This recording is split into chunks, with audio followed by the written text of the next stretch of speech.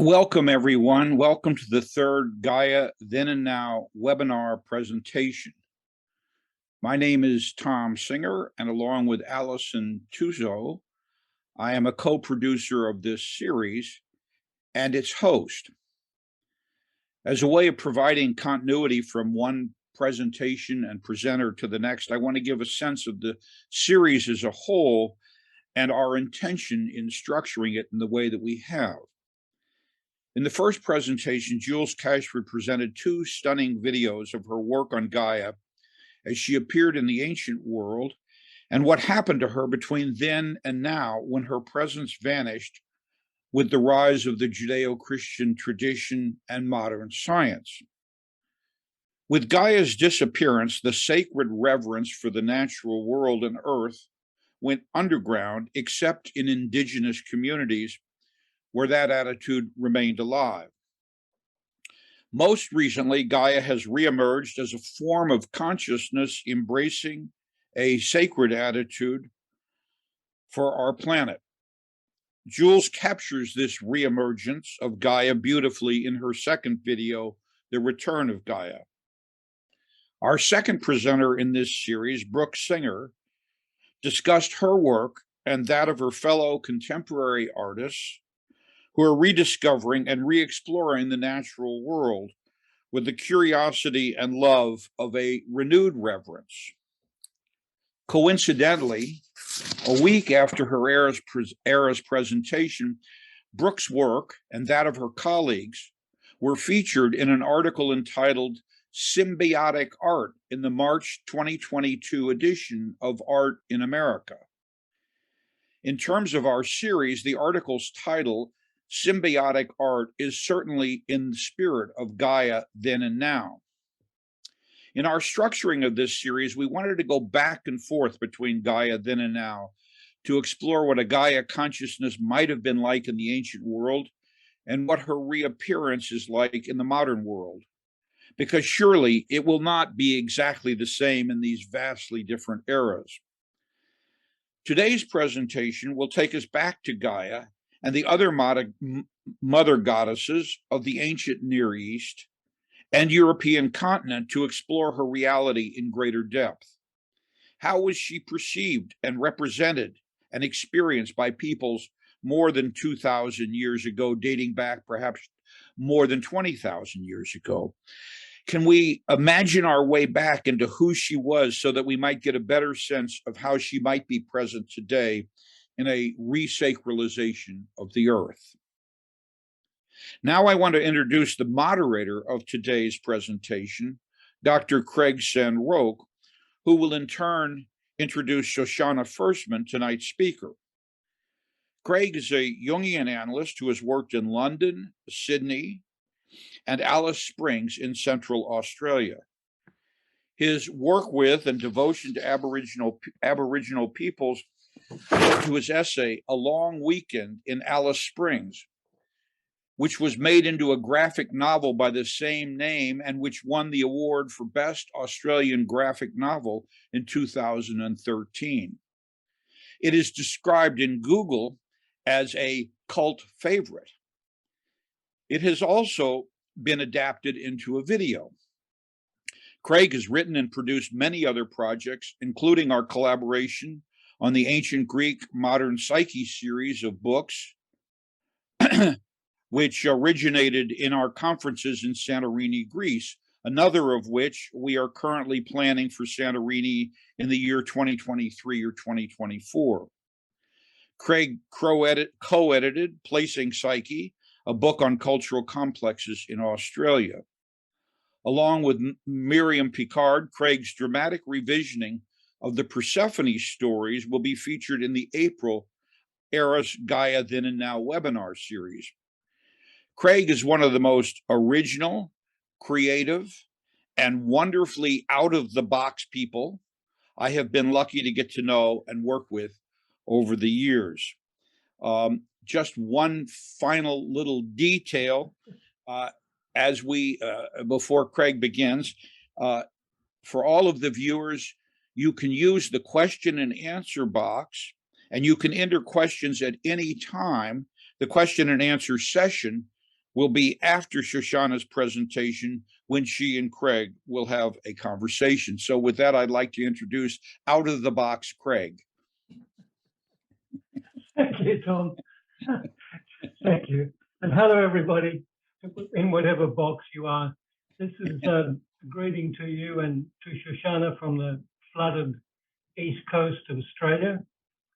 Speaking to you there, Shoshana, on the west coast of the United States. We've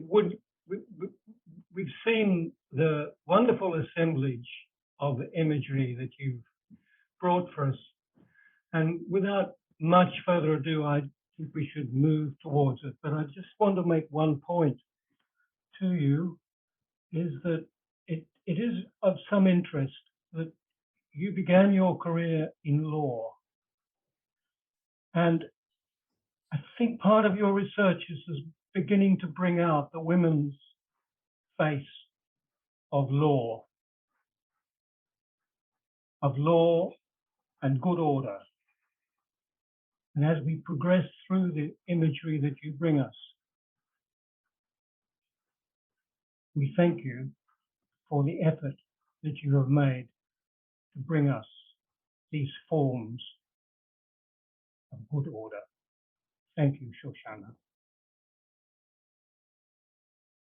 I'd like to thank Aris and Tom Singer and Craig and Jules Cashford for inviting me to be part of this wonderful and important series.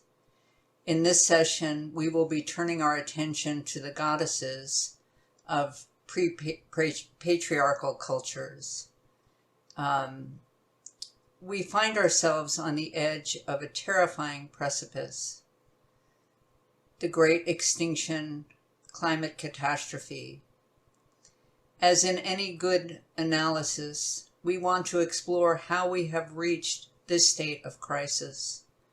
In what ways is our current situation the result of a cultural complex, one that, as disaster looms closer, responds with more defensive and aggressive strategies, waging war to amass further resources, and willfully resisting the awareness that such actions may render the planet uninhabitable for our own descendants. Like all good analyses, we must peel back the layers and explore the relationship with our mother. In her wonderful presentations, Jules Cashford spoke of Owen Barfield's concept of participation. I would like to add another layer, Erich Neumann's conception of the stages of history. He posited that our early history was one in which we were fully embedded in the self, the relationship with the Great Mother that he likened to the experience of childhood. He saw the emergence of patriarchy, the ascendance of the masculine, as a period of individuation from the mother, where the ego seeks primacy. Yet he saw that unchecked, this stage of development led to world wars and environmental devastation. A refugee from Nazi Germany in the years following the war, Neumann turned his attention to the great archaeological explorations of the late 19th and 20th centuries. He became fascinated with what he called the cultures of the Great Mother in Europe and the Fertile Crescent area of the ancient Middle East. Neumann posited that the next stage of human evolution required a development of an ego-self axis, where the ego becomes aware that it is part of a much larger whole, what Jung called the self, or the totality. As the world realizes the catastrophic limitations of an ego disconnected from the depths of the self, we are called to enter a new stage of collective consciousness, a hieros gamos, a sacred marriage, enacted by our ancestors in the Great Rite, showing us how to wed the masculine and feminine aspects of consciousness. In this new relationship, the ego begins to act in service to the self, with conscious awareness, a steward of nature. Over the past 2 centuries, archaeological explorations are deepening our understanding of the ancient world. It is as if Gaia herself is coming to meet us, bringing us the great wisdom and insight of our ancestral psyche. Our ancestors also lived through great periods of climactic change, their experience of it expressed in their symbolic relationship with the great goddess. Why now, in this era of catastrophic upheavals in our climate and our rate of species extinction, has the goddess reappeared in our collective consciousness after millennia of her being repressed? Does the reemergence of the goddess reflect a longing for some things our ancients knew and lived deeply? In the mid-20th century, the great Lithuanian archaeologist Maria Gimbutas, herself emerging from the ravages of war in Eastern Europe, began reconceptualizing our way of thinking about the ancient world. She devoted her life to exploring the rich symbolism and meaning of the Neolithic goddess and her omnipresent representation at the center of ancient cultures. Her work contributed significantly to the women's spirituality movement, which explored how the worship of the goddess, deeply tied to reverence for the earth and the natural world, had been denigrated and violently suppressed over millennia. Jungian analysts and feminist theologians drawing on her work have been changing the way we understand the development of Western consciousness.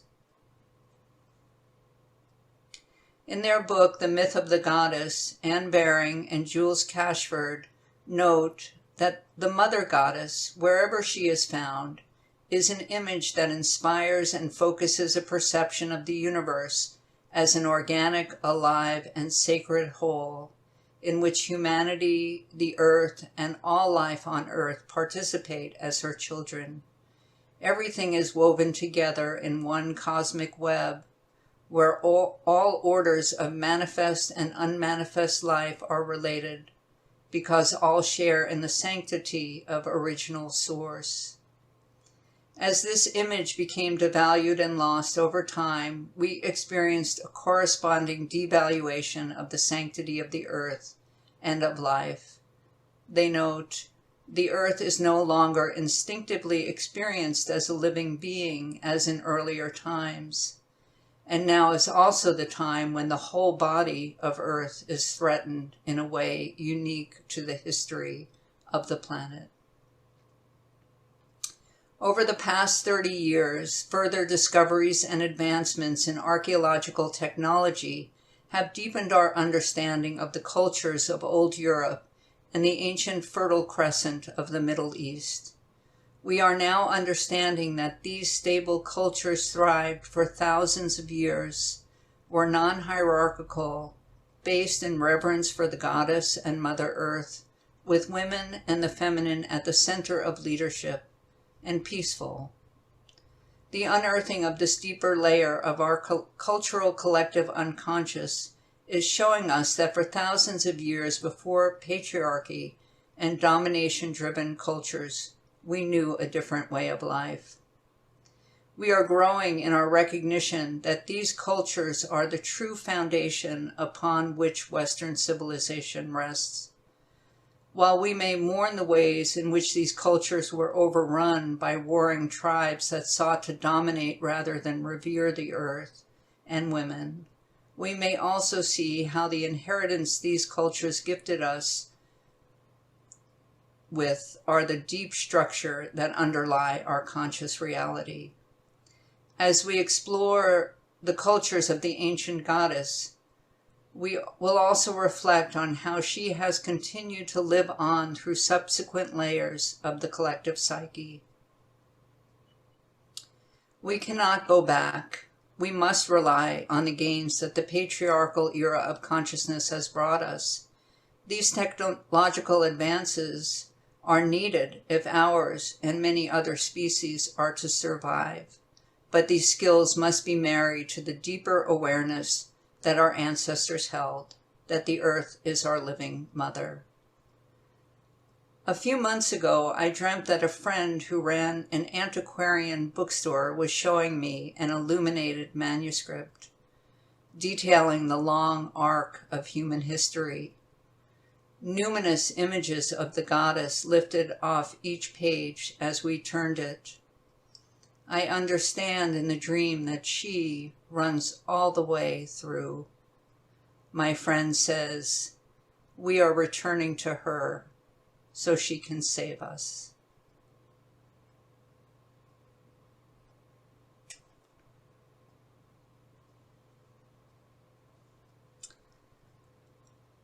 The Paleolithic goddess. Modern humans first appeared about 100,000 years ago, and by 50,000 years ago developed the capacity for culture. This was during the last great ice age, a time of great climactic change. It is from this time that we find the cave paintings in Western Europe and the first images of the great goddess. And this Venus of Whole Fels is from Germany, 35 to 40,000 BCE. Baring and Cashford observed that for at least 20,000 years, from 30,000 to 10,000 BCE, the Paleolithic cave seems to be the most sacred place, the sanctuary of the goddess, and the source of her regenerative power. Entering one of these caves is like making a journey into another world, one which is inside the body of the goddess. Her all-containing womb brought forth the living and took back the dead. On the exterior walls, her image was sculpted. On the interior walls were painted the male and female animals who may have embodied different aspects of her being, and the artist shamans who could hear her voice in the voice of the animal.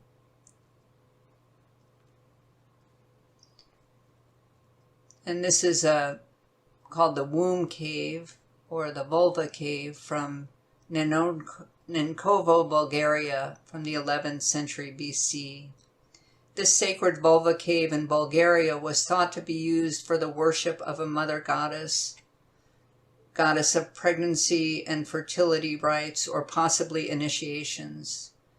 The sun cast the shadow of a phallus, impregnating the womb of the mother.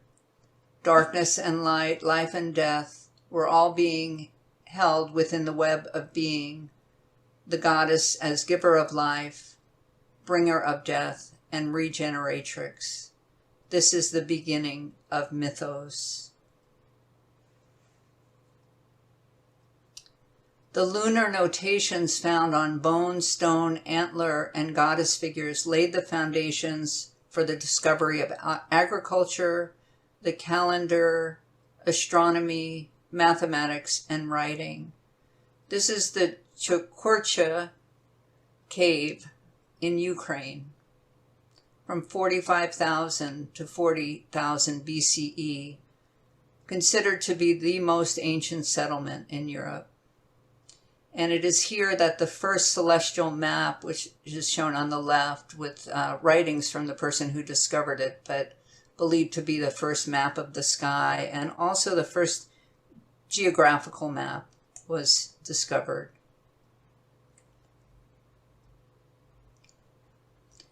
Gimbutas notes that the primordial deity for our Paleolithic and Neolithic ancestors was female, reflecting the sovereignty of motherhood. In fact, there are no images that have been found of a father god throughout the prehistoric period. Paleolithic and Neolithic symbols and images cluster around a self-generating goddess and her basic functions as giver of life, wielder of death, and regeneratrix. This symbolic system represents cyclical, nonlinear, mythical time. And this is from 25,000 BCE, from southern France. And this is a bison horn, also thought to be symbol, lunar symbol with the etchings for each of the months of the lunar year.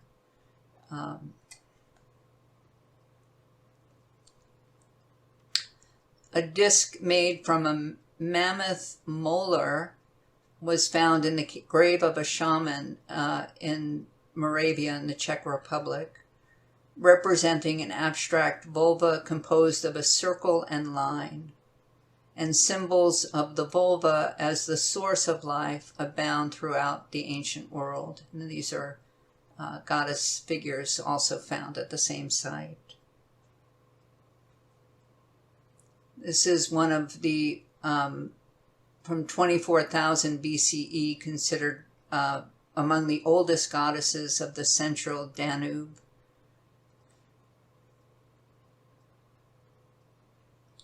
And the goddess of Les Fugues from southern France, 20,000 BCE. This is a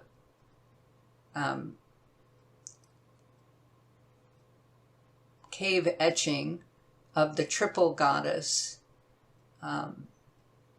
representing the three phases of the moon and of life, the waxing moon, the full moon, and the waning moon, birth, death, and regeneration.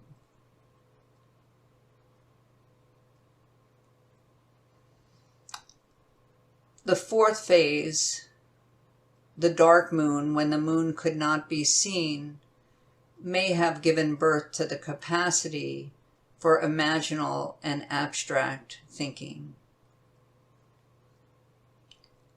Meanders and spirals are evidence of abstract thought, and later on Neolithic pots, images of a four-armed cross represent the four phases of the moon. And this spiral is from the temple at Malta, around 3000 BCE. And this is Newgrange in Ireland, Neolithic, 3000 BCE. The temple at Newgrange was the womb of the mother goddess, also impregnated by the sun. And people may be familiar of the earthen mounds of the Mississippi Indians in eastern United States. This also reflects the body of the earth as the mother. The retreat of the last ice age brought a warming of the world's climate, which stimulated a rich abundance of wild plant and animal life and an increase in human populations. The transition from hunting and gathering to permanent settlements and the domestication of plants and animals was a gradual development between 9,000 and 6,500 BCE. Substantial evidence for a rapidly growing Neolithic culture that began in the middle of the 7th millennium BCE exists in the area shown, which is the Aegean, the Balkans, East Central Europe, and Anatolia, Turkey. That's current-day Turkey. And a second focus is also shown here in the central Mediterranean world, including the Fertile Crescent, which is the currently Syria, Iraq, Iran, Israel, Palestine, Lebanon, and Egypt. Recent wars have resulted in devastating losses to the people of these regions of the Fertile Crescent, and also the destruction of ancient archaeological sites.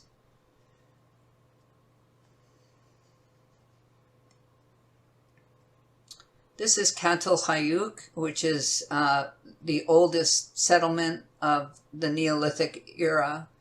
As the glaciers retreated and caves were abandoned, temples arose to support the worship of the goddess, appearing as early as the 7th millennium BCE.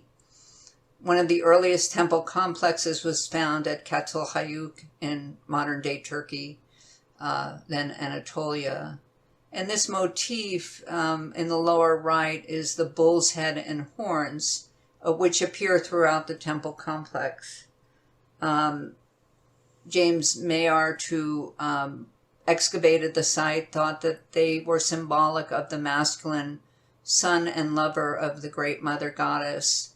And another interpretation is that they also look like the female reproductive system and the uterus and represent the birthing power of the goddess. Another ancient temple in Malta.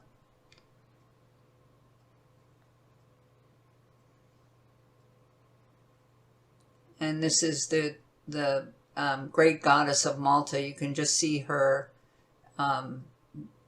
base of her feet and lower part of her body is what remains. But this is another image that was found at the site, the Sleeping Lady of Malta, that gives us a sense of what this larger statue might have looked like.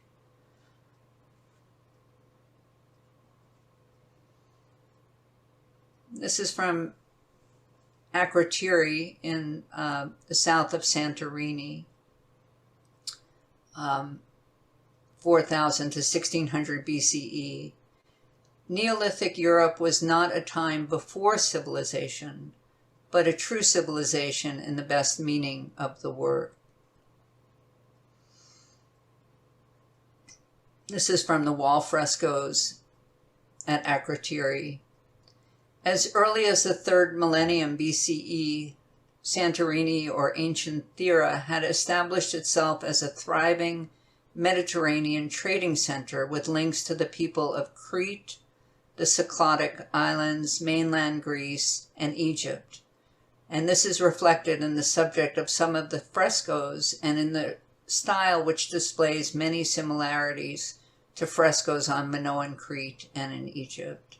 And you can see the seafaring peoples of ancient Thera.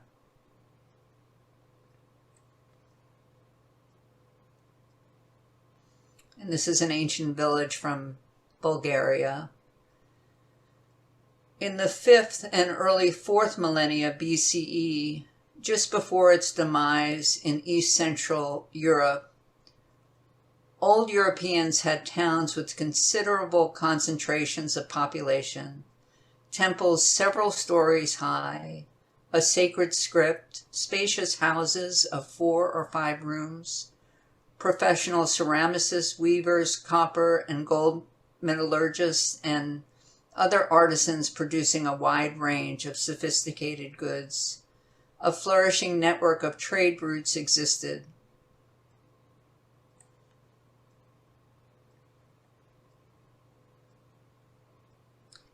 A matrifocal tradition continued throughout the early agricultural societies of Old Europe, Anatolia, and the Near East, as well as in Minoan Crete. This is from the wall fresco at Knossos in Crete, about 2000 BCE.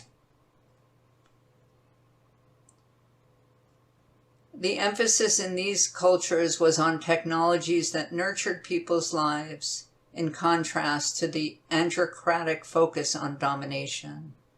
And that's from Maria Gimbutas. She says, Old European society was organized around a theocratic communal temple community guided by a queen priestess, her brother or uncle, and a council of women as the governing body.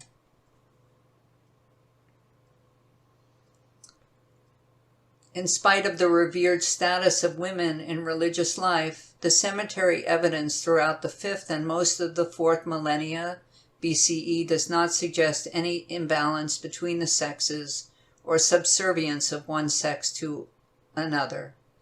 It suggests instead a condition of mutual respect.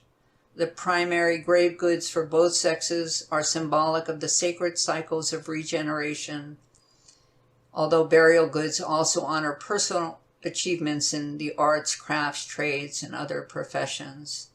And these sculptures are remarkably from 5000 BCE from Romania, Bulgaria.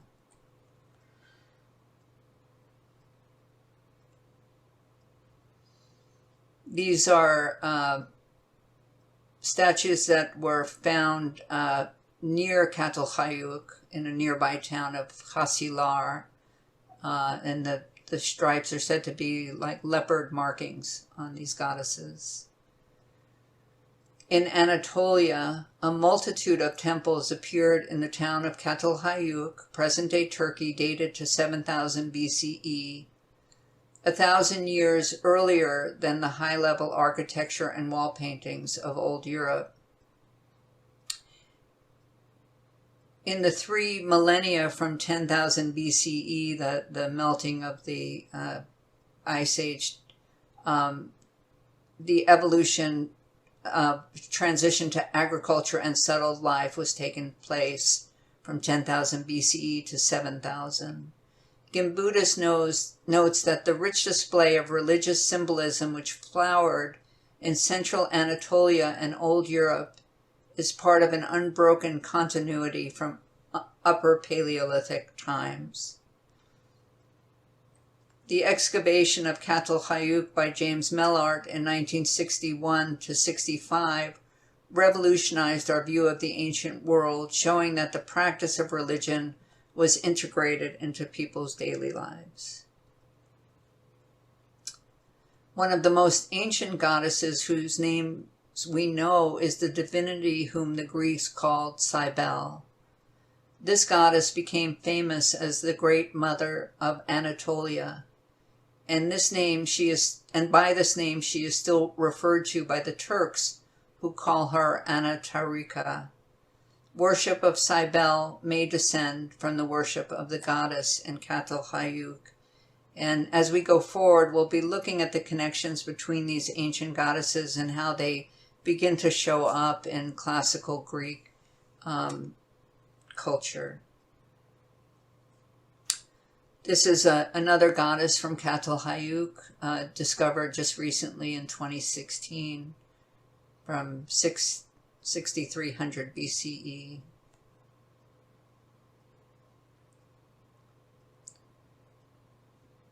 There are no depictions of arms, weapons used against other humans in Paleolithic cave paintings, nor are there remains of weapons used by man against man or human against human in the Neolithic of Old Europe. From some 150 paintings that survived at Catalhayuk, there is not one single painting depicting a scene of conflict, fighting, war, or torture.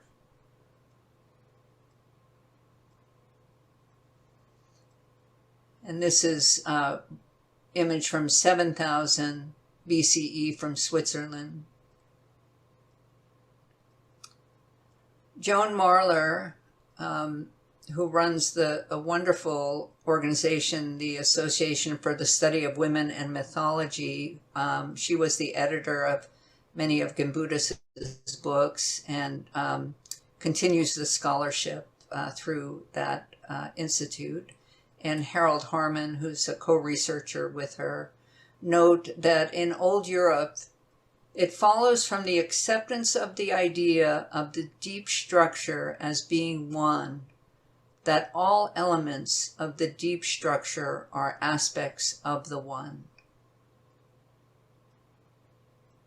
The oneness of the generative forces is depicted featuring the mistress of nature in an anthropomorphic appearance with the central animals as her epiphanies.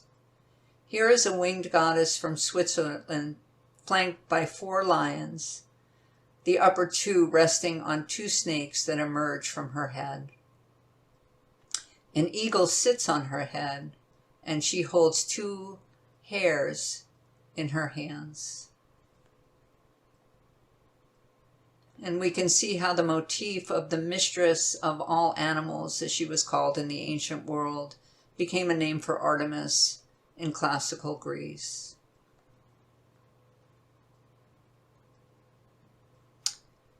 And these are goddess statues from 4000 BCE from the Kukatani Trypillian culture in ancient Ukraine. This culture reached an urban stage with towns of up to 10,000 inhabitants at the center of a district surrounded by medium and smaller sized villages. So these were very developed communities or towns. And this is a bird goddess also from the Kukatani culture.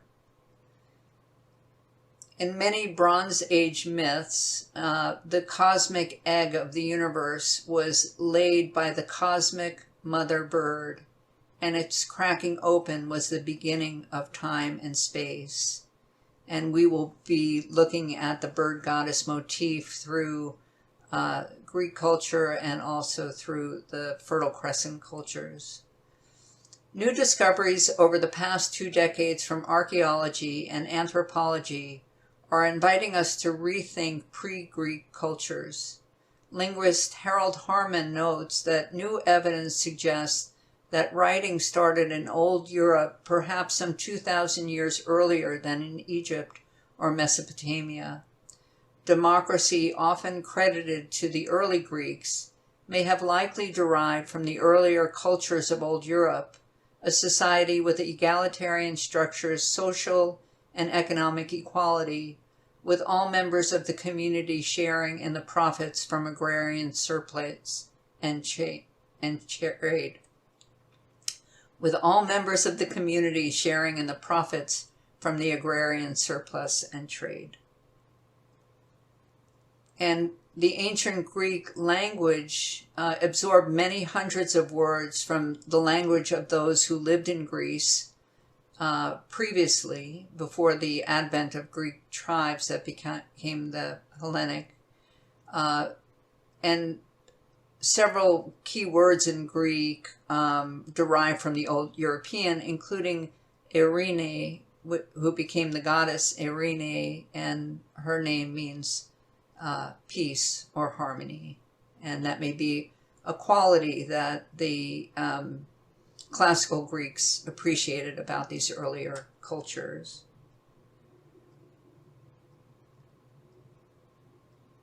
Motifs of the goddess that span both Old Europe and the Fertile Crescent include the bird goddess and the snake goddesses, each reflecting the continuum of life, death, and rebirth. Miriam Dexter Robbins notes that birds represented both the breath of life and perhaps the soul in birds such as the dove, and raptors such as the vulture, owl, and crow represented the death aspect of the goddess. And here on the left is the vulture goddess Nekhbet from ancient Egypt. And on the right, there's at the top of this relief, there's the vulture goddess and the snake goddess. The vulture goddess here shown as Nekhbet represents the death goddess that excarnates the flesh of what has died, gestating it in her womb to transform into new life. And birds also represent the martial aspect of the goddess on the field of victory. And here's Nike associated with Athena. Birds mediate both heaven and earth and are potent icons of life, death, and rebirth. And we'll revisit this when we move into the Fertile Crescent. At the beginning of the Bronze Age, which was about 3500 BCE, new waves of population came to Crete from Anatolia and from Libya. Together, they created the Minoan culture, the first great civilization of Europe, the direct inheritor of the Neolithic culture of Old Europe. The height of goddess culture was Minoan Crete around 3000 BCE. The whole of life was pervaded by an ardent faith in the goddess, which reflected and reinforced a woman-centered society. Ancient Crete celebrated sexuality in images of compelling beauty and power. Jaquetta Hawkes writes, the Cretans saw the supreme divine power in terms of the feminine principle and incarnate in a woman whom they portrayed exactly like one of themselves, comfortable with her beauty, her body, and her power. And here's a bull leaping woman fresco from Knossos in Crete. We have the Minoan snake goddesses. Baring and Cashford write about the snake goddess on the left. She's holding a snake high in each hand. Are these the snakes of life and death which belong to her as manifestations of her power to give and withdraw life?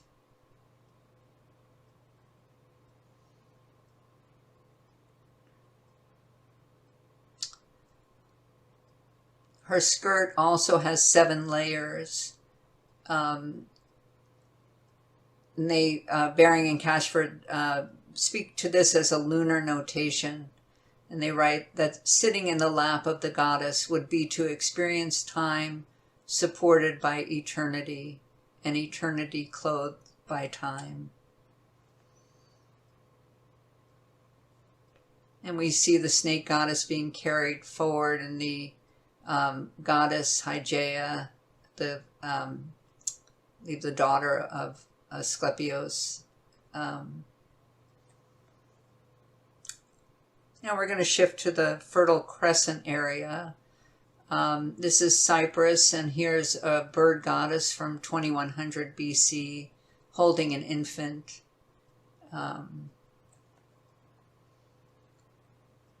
Cyprus was the birthplace of Aphrodite, and this is a sanctuary in ancient Cyprus. Scholars believe that Aphrodite arose from a Cypriotic goddess, Kypris, who was inspired by the Fertile Crescent goddesses of Astarte and Ishtar, who embody qualities of sexuality and sovereignty. And the images of Aphrodite arising from the sea may reflect her arrival from neighboring Mesopotamian cultures.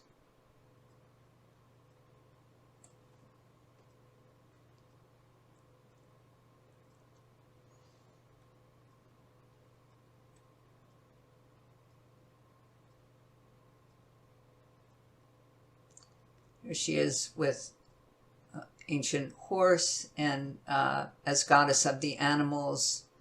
Baring and Cashford write, she moves with them with longing, drawing them to each other. As goddess of earth in her aspect of fertility, she gathers heaven to earth as falling rain and impels the seeds of the moistened earth to open into roots and shoots. As goddess of heaven, she rides through the air on chariots of swans and geese, and she sits upon a throne of swans. And like Inanna Ishtar, she's also associated with the brightest star in heaven, planet Venus.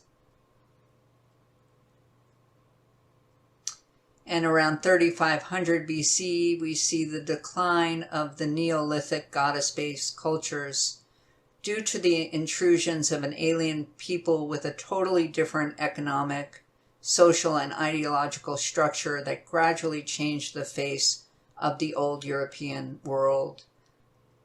These events not only explain the disintegration of the civilization of old Europe, but define the transition to patriarchal and belligerent societies.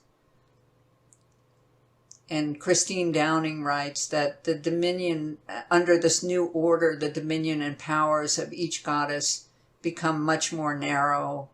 Aphrodite becomes the goddess only of physical beauty, and Artemis, the goddess of the hunt, and Athena, the patron of cities. Not only is each given a narrower sphere, but they're also portrayed as petty and jealous, as in the Judgment of Paris. And Downing writes, "It is only as we recognize their presence and seek to know them as fully as possible, to reimagine them, that their power to open up new dimensions of feminine life is released. Only then can they become life-giving archetypes." I think this is really significant, that all of the Greek goddesses have their origins in great goddesses that had a much wider power and range that needs to be recognized and returned. So we're going to, in the final segment, move through the Fertile Crescent. We see the cultures of ancient Sumer in Mesopotamia, which is current-day Iraq, the Syro-Palestinian and Canaanite cultures, which run from current-day Syria through Palestine and Israel, the Levant, which is Lebanon and ancient Egypt, and also the emergence of the Hebrew cultures in ancient Israel. And in this section, we'll also see how already the masculine transcendent is meeting the abiding power of the ancient goddesses Inanna, Astarte, Asherah, and Anat. The first poet that we know of is Enheduanna, who is the daughter of Sargon the Great in Mesopotamia, and her poems detail the life of Inanna, Queen of Heaven, written in 2500 BCE. And here's an engraving of Ishtar. So as Sumer came under subsequent Babylonian rule, the goddess Inanna became Ishtar. And here she is clutching a pair of serpents with dragon heads, gaping mouths and spotted bodies, and the tails of what may be other serpents, a pair of lions, and a pair of humped bulls. Here's the goddess Inanna, 2300 BCE, with her foot on the back of a lion, and she has her arrows, and I believe on the left is Ninshibur, who is her helper and faithful friend. Here's an image of Inanna with her consort Dumuzi by the Hulupu tree, and the snakes eat the plant of the eternal life of the Hulupu tree in the Gilgamesh epic. And this may be familiar to many of us as a garden with a tree in the center and snakes that we see in the biblical myth, very different form.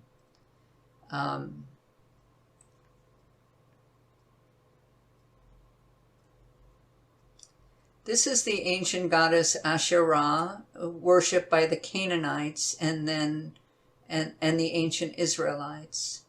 In 1929, in Ras Shamra in Syria, Ugaritic texts were found that dated back to about 1500 BCE that describe who the different figures in the Canaanite religion are.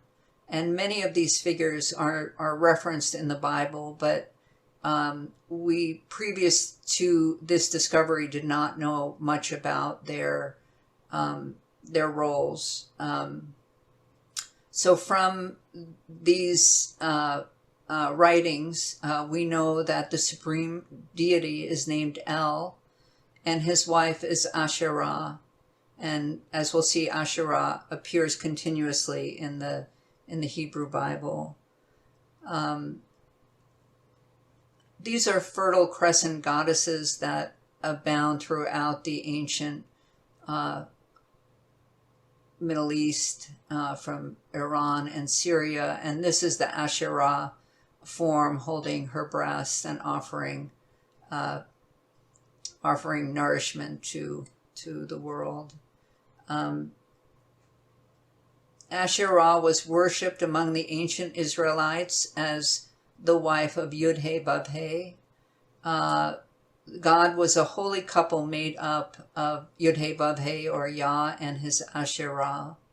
Asherah was also called she who walks on the sea and lady of the lions.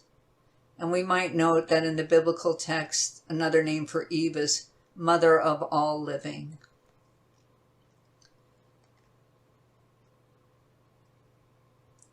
As a mother goddess, she was also widely worshipped throughout the Fertile Crescent as Ashtoreth and Astarte, Queen of Heaven. And this bird goddess motif is often associated with Astarte. And Asherah's, this is another Astarte as a bird goddess. And Asherah's daughter's name was Anat, and she was the goddess of love and war.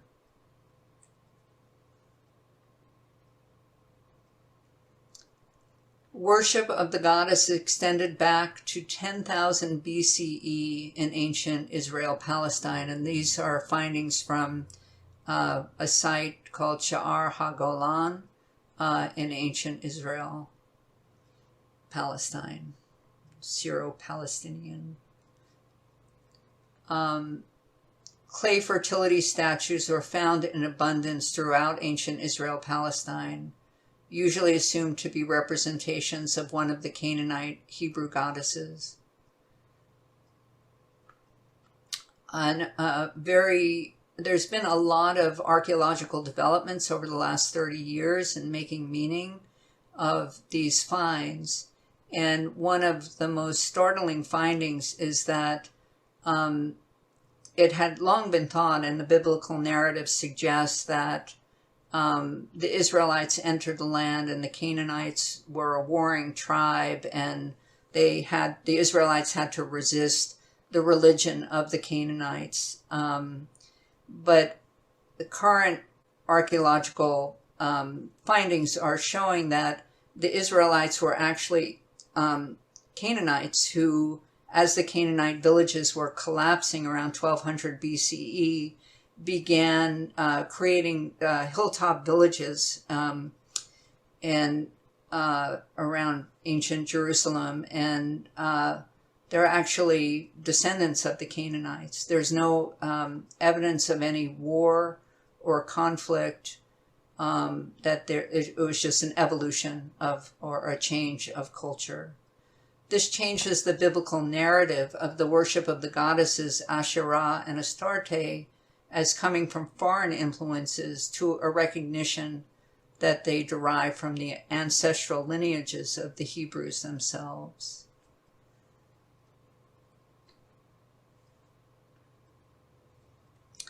This is a cult stand from ancient Tanakh near Jerusalem, and the different levels of the stand represent, on the alternating levels, the masculine deity, and then here's Asherah with lions, and here she is with the tree of life, which is her central symbol. Asherah was worshipped by wooden poles in the ground and sacred groves of trees, and is associated with the tree of life.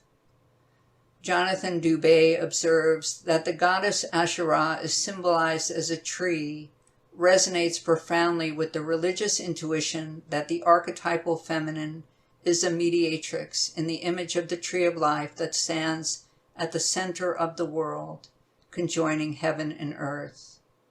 In this light, the goddess thus mediates in herself and the relationships between immanence and transcendence, human and divine, masculine and feminine, self and other, life and death, and so on. And the Asherah was worshipped for about 300 years in the temple, the ancient temple in Jerusalem, starting in 1200 BCE until the destruction of the temple in 586 BCE, that she was part of the legitimate worship of the Hebrew people. After the temple was destroyed in 586 BCE, the Hebrews were exiled to Babylon. And after 30 years of exile, they came back, and at that time, there was wide condemnation by the religious elite of the worship of Asherah, and her sacred groves were ordered destroyed. And I think an important point is that as the goddess and her devotees were removed from the temple, women also lost their status as priestesses.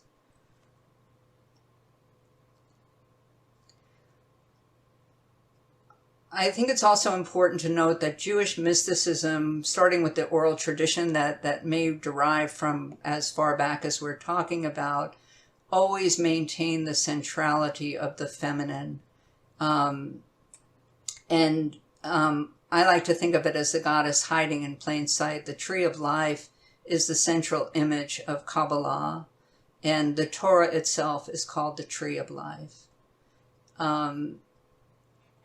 In the Kabbalah, Jewish mysticism, Asherah is recognized as being part of the divine Godhead, which they see as a divine couple, as in the time of Yah and Asherah.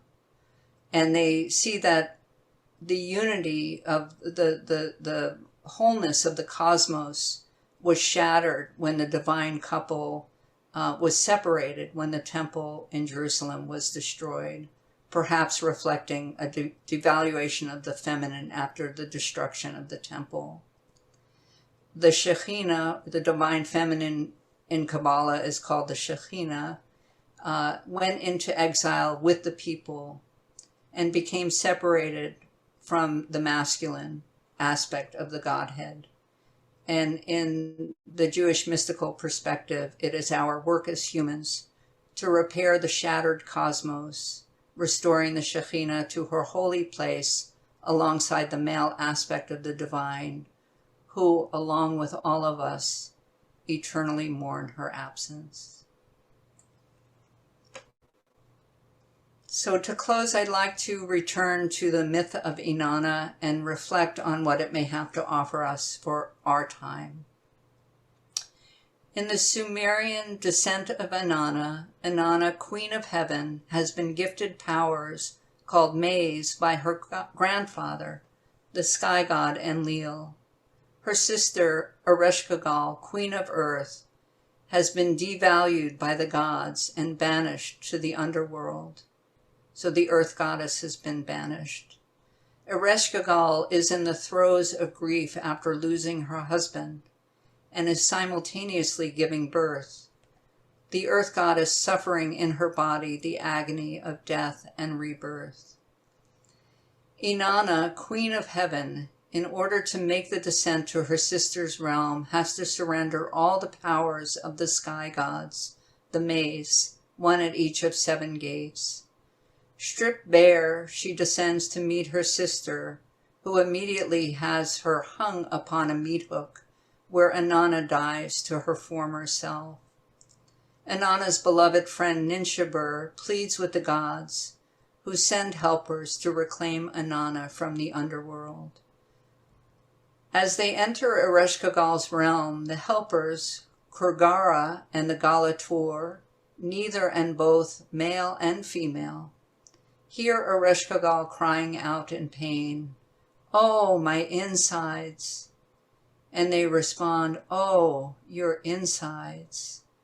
Ereshkigal cries out, "Oh, my outsides!" And they respond, "Oh, your outsides." And when she feels her pain being witnessed and the empathy of the Kurgara and the Galator, they allow them to take Inanna off the meat hook and allow her to return to the upper worlds. We, like Inanna, are witnessing the agony of our mother, our sister, goddess of earth, simultaneously in the throes of unbearable grief and the birth pangs of new life. Inanna teaches us that we too need to turn towards the pain of Mother Earth, of our own suffering as her children, to allow what needs to die to be devoured by the vulture goddesses, eating the rotting flesh of what must be shed. We suffer the death of our former selves, as we witness our mother giving birth to a new reality, one that is born from the depths of her pain and the honoring of her power. That story has been deeply interpreted by Betty Mador, who's a Jungian analyst and part of the San Francisco Institute, and through her work working with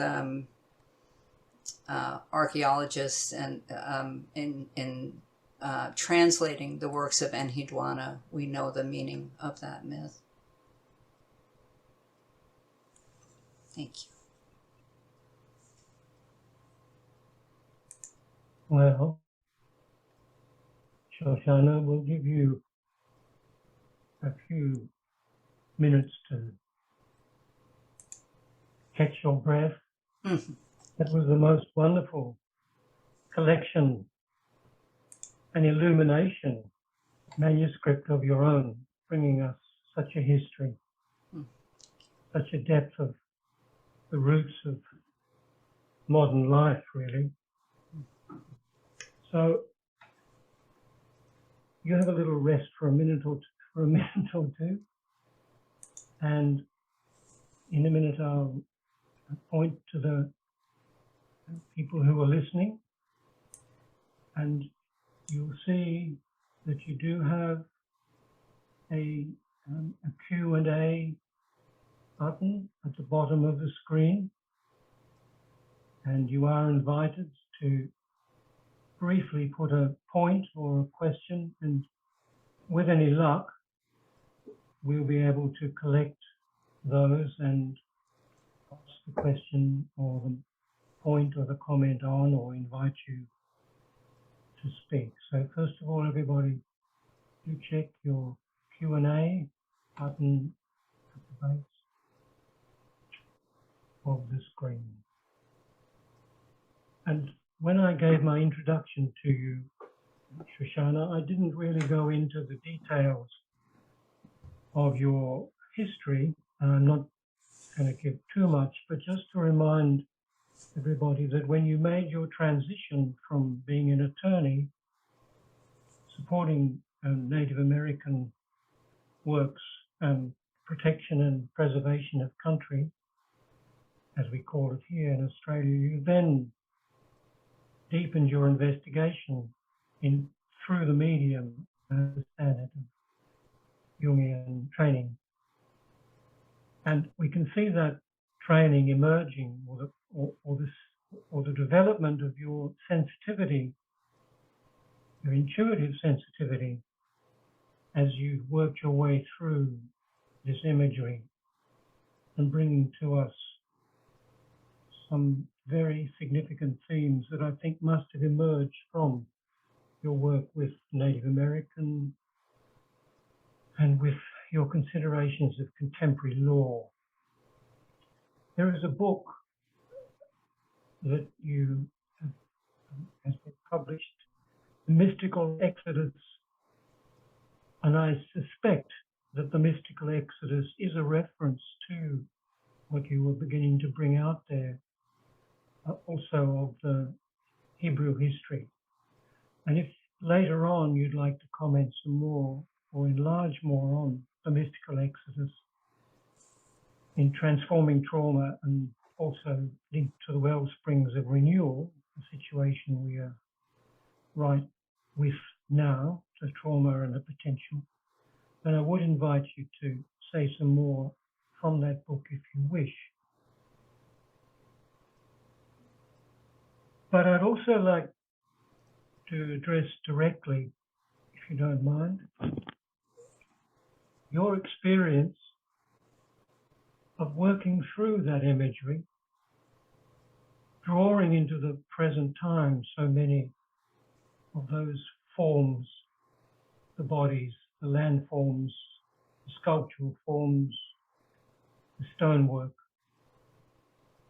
I'm assuming that you would have been touched yourself quite deeply to encourage you to keep on working that seam of our history, that feminine seam of our history.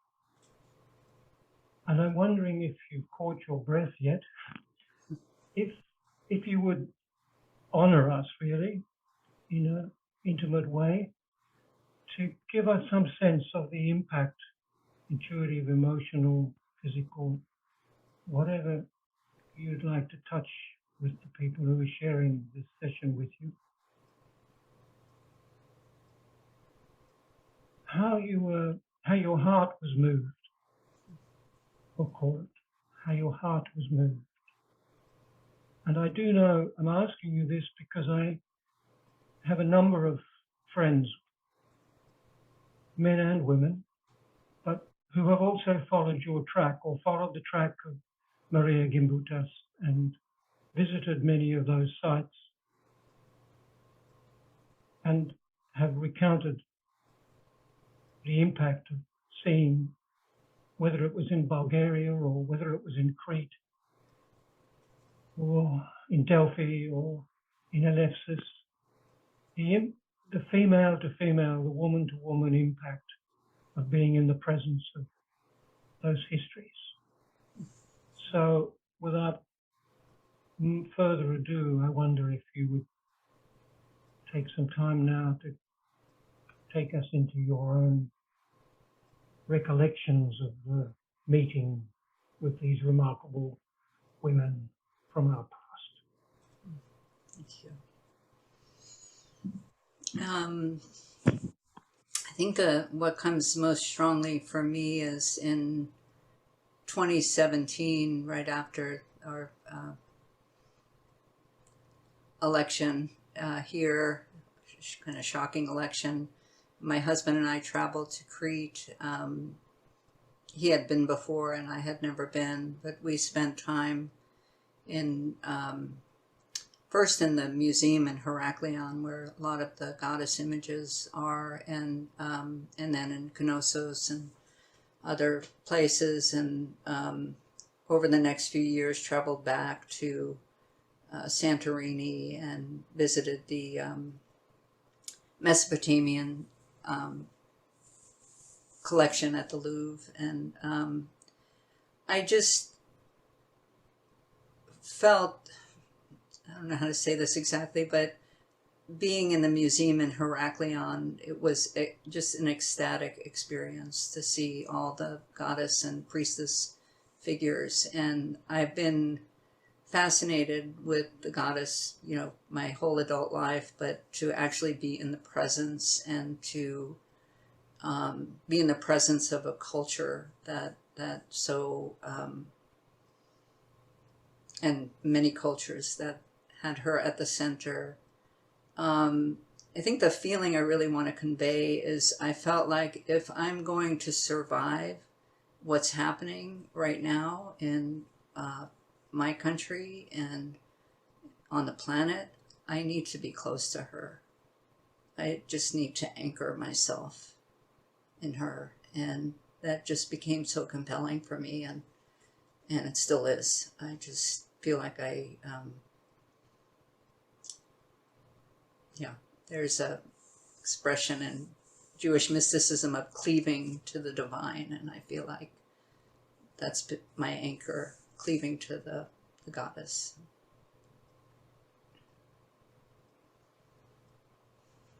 Anchored in her.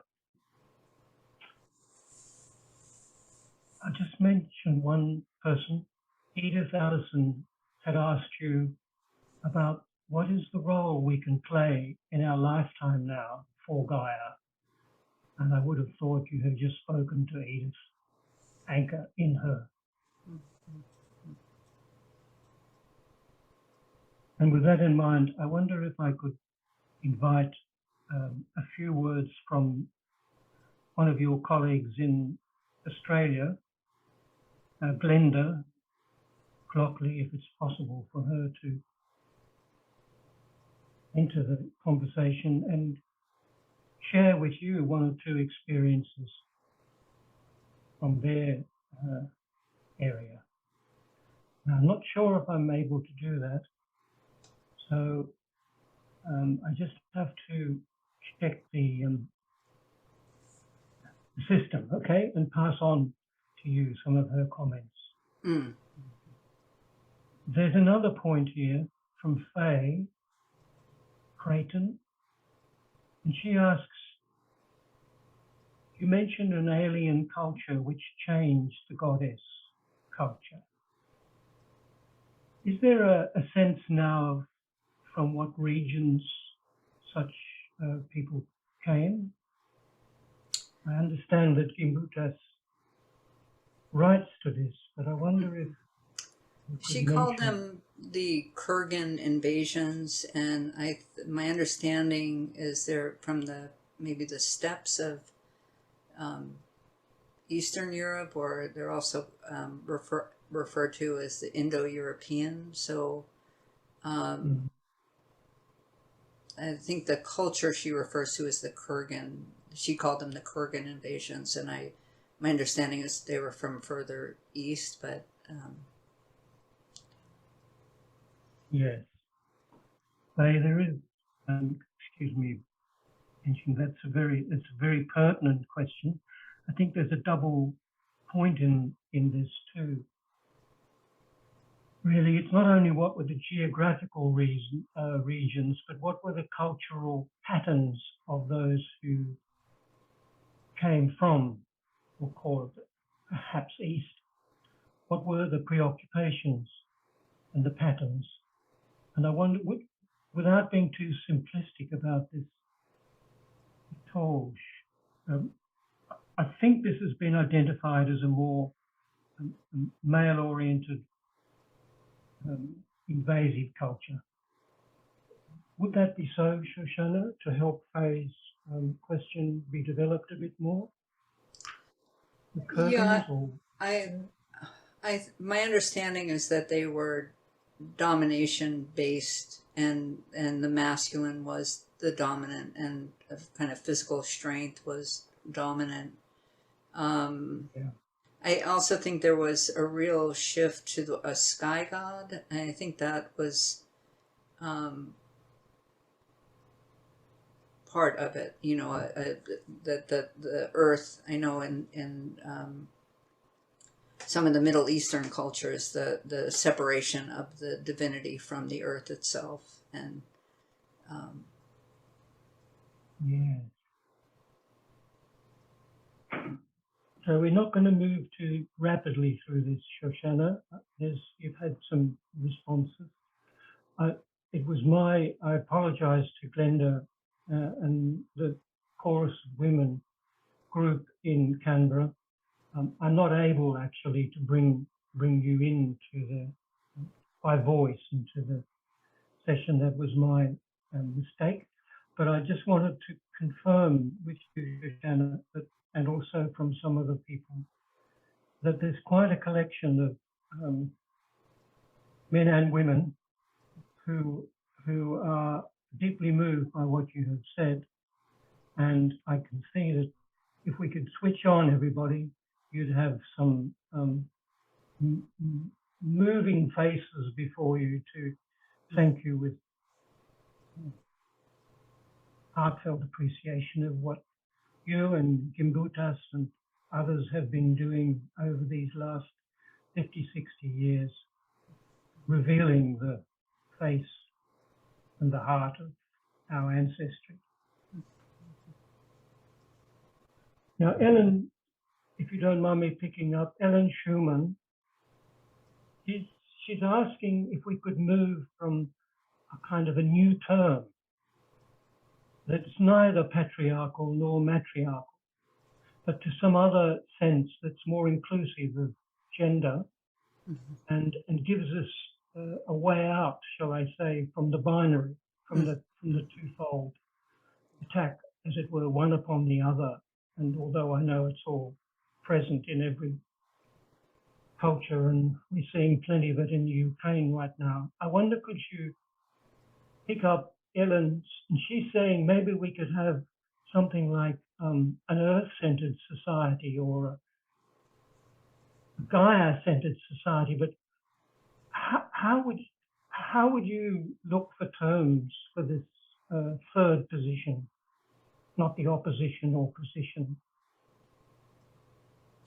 yeah, I don't have an easy answer. I mean, I think that these terms are in the gender binary, the masculine, feminine, the mother, father.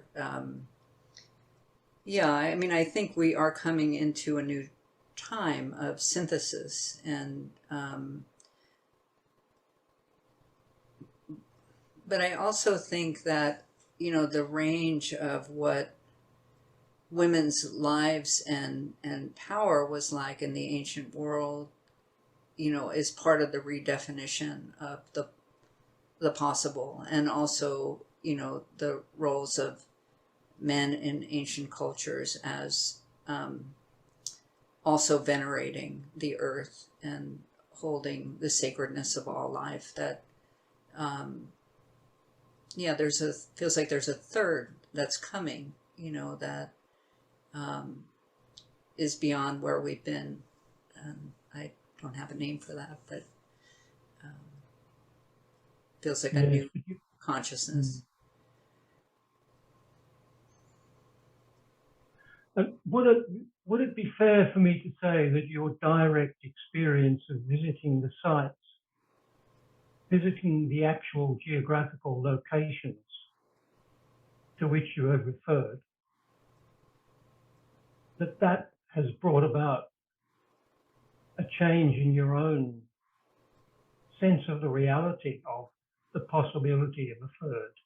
That is, not the binary this or that.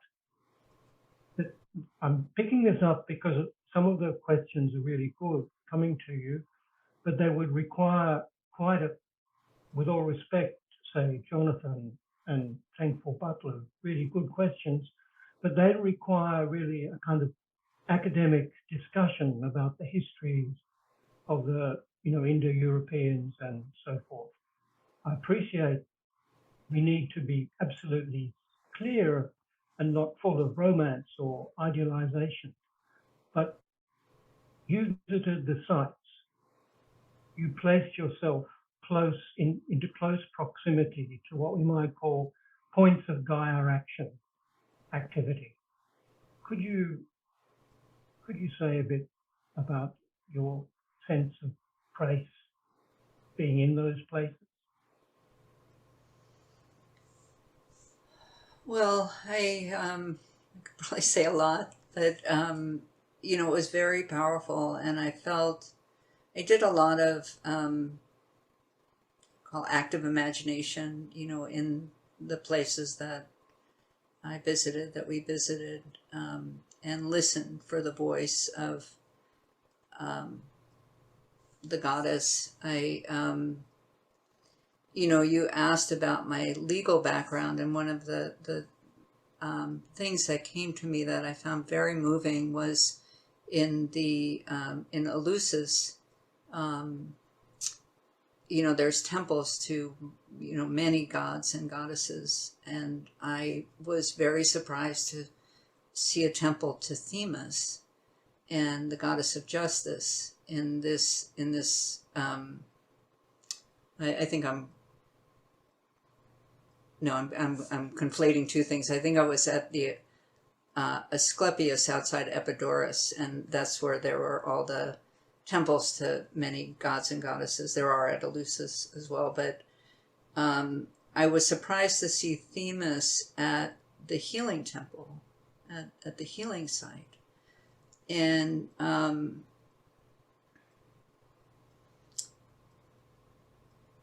I entered into an active imagination with Themis, and I said, "What are you doing here?" And she said, how could you, or how could everyone, how come people don't realize how much justice is part of healing, that we can't have healing without justice. Yeah. And for me, that was very moving, because I have felt kind of a split between having been an attorney and then becoming a Jungian analyst. And it was, no, they're very connected, you know, healing and justice. Yes. This is so.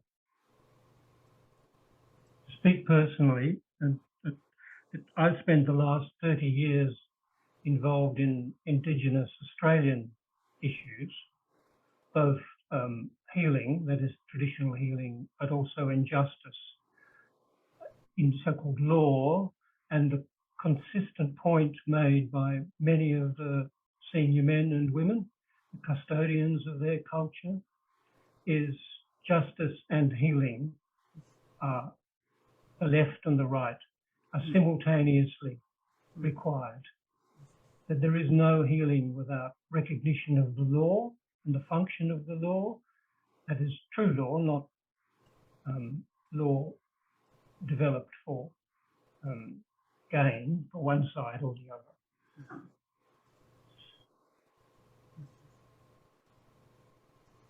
This is why I'm pursuing some of these sensations with you, Shoshana, rather than questioning precisely when such and such a invasion occurred, or when such a city was destroyed or rebuilt or so on. Part of the history is really significant, but what seems to be much more significant is that there are millions of people now who want to make some kind of transformation, whether it's through climate or whether it's through conflict. And I don't think I'm prepared to wait until the academics have sorted it all out before I take action.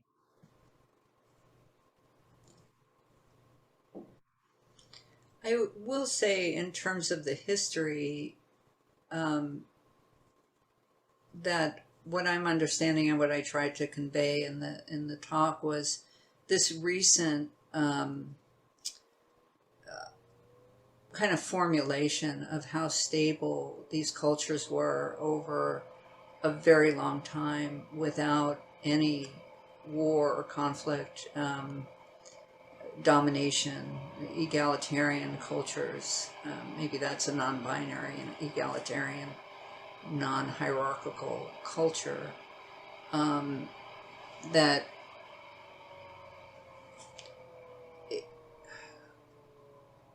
what I want to say, I think a lot of this was treated as kind of pie in the sky when Maria Gimbutas first started saying it, and it's fascinating to me that the archaeology is really starting to bear out a lot of the reality of that, and and what that offers us about our human history and our ancestral psyche. That it's and when I worked with Indigenous people, I was at an environmental law conference, and there was a native elder who was speaking to us, and he said, "You all come from Indigenous traditions.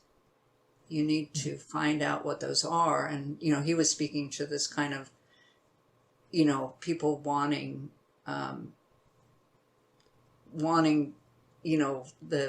the wisdom of the native peoples. But I thought that was great wisdom. What are your Indigenous traditions? And when we can get down to that layer of psyche that is Indigenous, in the Western mind, it's profound. That reminds me very briefly of a similar situation when I was in Central Australia some years ago, working on a particular project with some Indigenous men and women. And one of the older men said to me almost exactly, said, "Craig, we've got all our stories and we're teaching you some of them, but you have to mind your own story." And he put it to me in a kind of somewhat dreamlike form, because he said, "You see that eagle?" And he drew an eagle. "You see that eagle? He's hunting. What's he hunting for? Don't be like an eagle hunting for our stories. You find your own stories." Which set me off doing exactly that. And I just want to pick up, we've got about 3 minutes left, from Miriam Pickard in Australia, who you'll see performing together with some of us with the Persephone story in the next one. And Miriam has a point to you. I'd like to read it. She says, I find the imagining of the goddess being pulled apart and then now bringing her back together again fascinating. He says, the image of Aphrodite you showed from Cyprus was born from a goddess of sexuality and sovereignty. This also stood out. Sovereignty in a whole body. I'd love to explore this more. Thank you so much, Shoshana. And I have to say that one of our performances that Miriam carries so well is Persephone in her original form taking on and becoming a sexual and sovereign female in body. And the experience of that, perhaps Miriam might tell you one day, perhaps privately, that it isn't all for public showing. And just before we finish, I want to refer to Patricia Gleason. Even though there are many, many more people, we have run close to time, Tom. Patricia says to you, what is happening in the Ukraine? And this profound presentation painfully illustrates the crisis and the necessity to find a way to move from this present towards healing the injustice of the invasion there and anywhere. So I think she, along with all of us, thank you, Shoshana. Thank you so much, Craig. Well, Shoshana and Craig, it's just a beautiful presentation and conversation. I like the pacing of it. You both had a lovely introverted quality of taking things in and not being too quick to ask a question or to answer a question. That was very, very moving to me.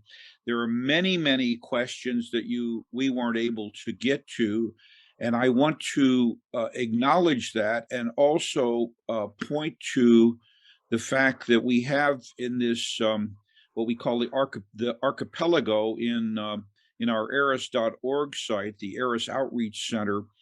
We have a place where you can ask questions, and in our form section, there's a place where questions can be asked. And actually, if Shoshana has the energy and time, it's something that Jules Cashford did. She went back and looked at the questions that were not answered.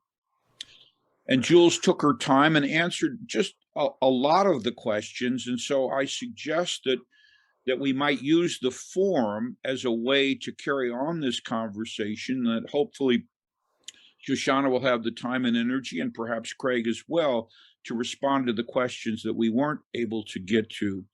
And I especially invite Glenda, whom Craig tried to bring on, but technologically we weren't prepared for that, to participate in the forum and tell us about the experience of Australian women in the chorus of women. And the forum would be a really good place to bring that up.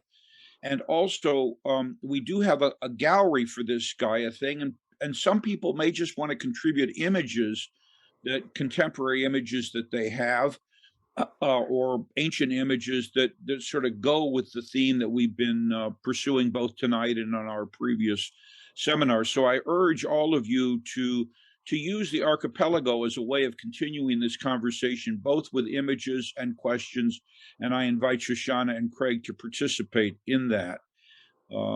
is a wonderful presentation. I love the fact that we recycled back to the ancient goddess, because Jules's material is fantastic, and this allows us to dip back into it at another level. And next time, Craig and Miriam are gonna take us on a real ride with Persephone as they imagine her in the modern world. I think that's maybe the right way to introduce it.